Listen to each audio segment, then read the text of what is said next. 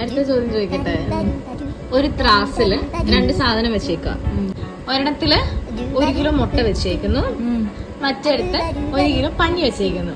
അപ്പൊ ഏതിലായിരിക്കും വെയിറ്റ് താഴേക്ക് പോകുന്നത്, അല്ലെങ്കിൽ എങ്ങനെയായിരിക്കും അതിന്റെ വെയിറ്റ് വരുന്നത്? മുട്ടയ്ക്കല്ലേ ഏറ്റവും കൂടുതൽ വെയിറ്റ് വരുന്നത്. 1 കിലോ മുട്ടയല്ലേ അപ്പുറത്ത് വെച്ചേക്കുന്നത്.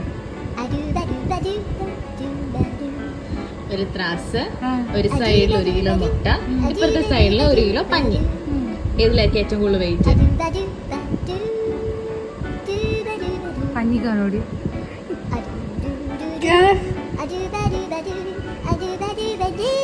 ആലോചിച്ച് നോക്ക്, എത്രയായിരുന്നു വെയിറ്റ്?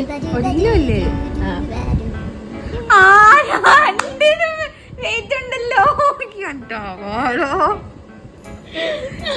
അത്രമാത്രം ബുദ്ധിമുട്ട് എനിക്ക് പോയില്ലേടി. രണ്ടിന്റെ വെയിറ്റ് സെയിം ആണ്.